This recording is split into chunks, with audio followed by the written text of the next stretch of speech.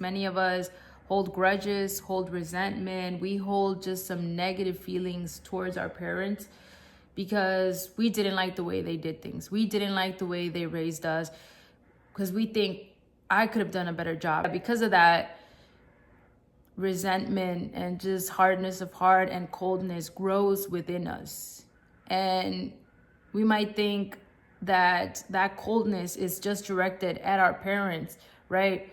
But the thing is, if we're holding that for someone, then we're literally holding that, as in we're carrying that with us, as in that's not only damaging our parents, the relationship we have with them and them, but that's also damaging you. Like, that's also because that's inside of you. For me, growing up, I mean, I didn't understand my mom at all. Like, I didn't even try. I mean, that's the thing. Like, I didn't even try to understand her. I was just like, I don't like the way she does things.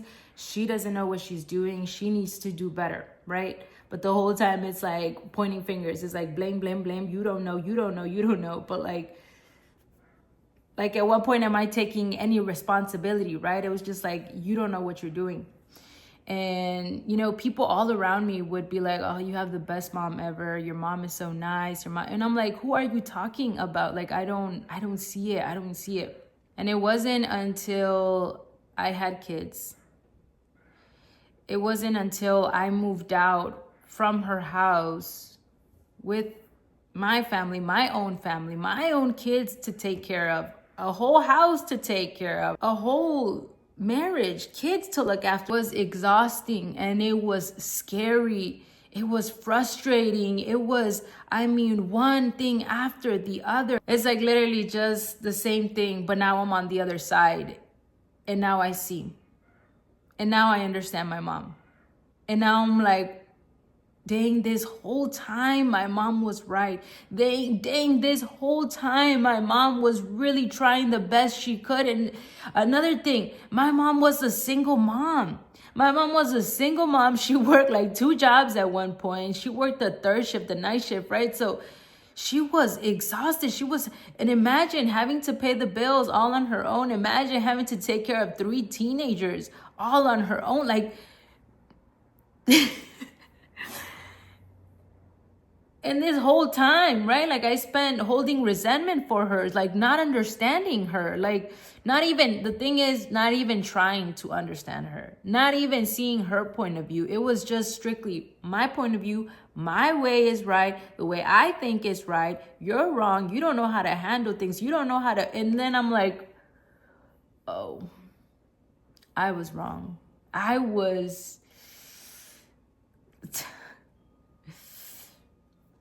The reason I'm sharing this with you guys is for 2 reasons. I hope that this inspires you to at least just contemplate, to at least reflect on your relationship with your parents.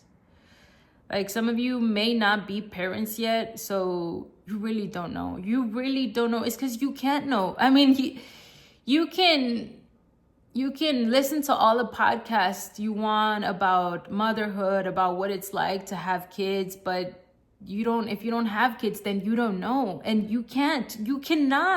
It's not fair. It is not fair to judge someone if you really truly haven't even been in their shoes. I mean, it's not right point blank to judge because you don't know, because you just don't know. We just don't know.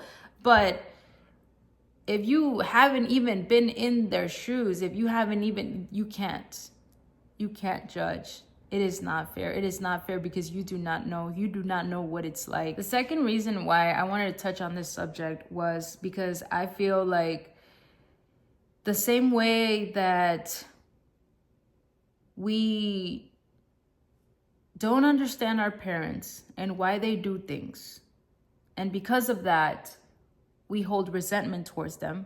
We hold grudges towards them. We're mad at them. We can't stand them, whatever. That same way, I feel like it's the same way we're viewing God, our Heavenly Father.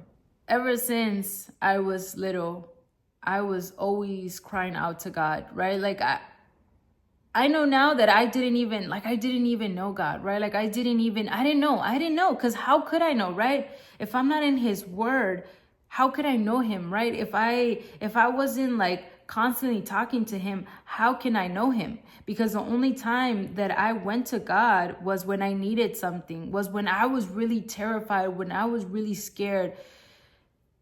More specifically, when it was nighttime. Nighttime for me, I got really scared in the dark. I didn't like the dark. And I would pray, and I would be like, please, I would be like, Diosito, por favor, ayúdame, tengo mucho miedo, until like falling asleep. And now in hindsight, like I can see how God was always with me. Like he was always answering my prayers. And it wasn't like I was thanking him and acknowledging him and knowing it was from him. I was either thanking myself, like, yes, I manifested this, I did this, or I was thanking a partner, or I was just thanking anything but him. Because I didn't know him. And it wasn't until I opened up his book, his word. It wasn't until I read it, then I'm like, this whole time you were with me, God. This whole time I didn't have to be scared in the night. I didn't have to be terrified.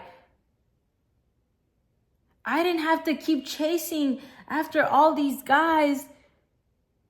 This whole time, God, you were watching after me. This whole time, God, you were saying, I'm right here. You're not alone. This whole time, God was with me. Just like this whole time, God has been with you. But you don't know that because you're looking to this world. You're looking to solutions from this world. Like I said earlier, right? You're consuming all these podcasts, you're consuming all these self-help books, like you're consuming all this knowledge because you know that there's something missing with, and you've heard this before. And I know you've heard this before. You've heard this before where people talk about, yeah, you're just, there's a God-sized hole and you need God to fill it. You can't fill it with nothing from this world. You can't fill it with a career. You can't fill it with kids, with a marriage. You can't fill it with a new house, with an expensive car, with that thing that you really want. You can't fill it with that. You won't be content. You will always be searching for the next thing. And I know you've heard that, but yet you're still fighting against it. You're like, yeah, I don't think that's for me because I tried God. No, you haven't, because you don't know him. You don't know him. He knows you and he's right there with you, but you don't know him because you haven't opened up his word. It's like with me, with my mom, where I'm like, yeah, look, like I've tried. No, I didn't try. I haven't tried. I didn't try. I didn't try to understand her. If you were like me, that you held resentment for a parent of yours, whether it was your mom or dad, but you, for your whole childhood, you didn't understand them, you didn't like them, you just didn't understand why they did the things that they did, right? So because of that, in your teenage years, you're like, yeah, I'm just rebelling completely against my mom because she doesn't know what she's talking about and I'm not trying to be like her, right? But as you were growing up, or maybe because you've experienced motherhood yourself, you're like, oh, dang, like, I'm sorry, mom, I was wrong. I shouldn't have done that to you. I shouldn't have said those things to you. I'm sorry, I was in the wrong. You were really, literally just trying your best. And you were always there for me. And I couldn't see that. I couldn't see that because I was blinded by my own feelings and in my own emotions, by my own thoughts, by just thinking that, by so much pridefulness, right? Like, I just know, and you don't know, right? If you've managed to get to that point of actually forgiving your parents, then I'm hoping now this talk inspires you to reflect on your relationship with God. It's because literally God has always been with you from the start. I mean, he created you. Like literally, he created you, he made you, so he has been with you. I mean, before you even knew of him, like, and it's the same with your parents. No, I mean, it's the same. Like, your parents knew you way before you knew yourself, right? Like you didn't know yourself until even now you're still trying to figure yourself out, right? But your parents know you. They known you since you were a kid. And just like that, God knows you. God knows you way before existence. Like he had you already planned. Whether you like it or not, God is in your life. The same way your parents are part of your life, right? Like you can escape them all you want. You can just turn away from them all you want. You can move to another. They're still going to be your parents. And God is still going to be there. He still is with you. For me, I had to become a mom. Like that's what it took for me to love my mom, to understand my mom, to be grateful for my mom. I had to become a mom. I had to literally be in her shoes, and not even fully in her shoes, but just get a taste, right? A taste of what her life was like with 3 kids, right? To see that, oh, dang, like my mom really is the best. She really was trying her best. Wow, she really was with me this whole time. Wow, she really did love me this whole time. Wow, I messed up. I'm the one that needs to apologize, not her. So the same was for my relationship with God. Like this whole time he was with me, but I didn't know that until I opened up his book, until I read his word, that I'm like, oh, dang, like you've been with me this whole time.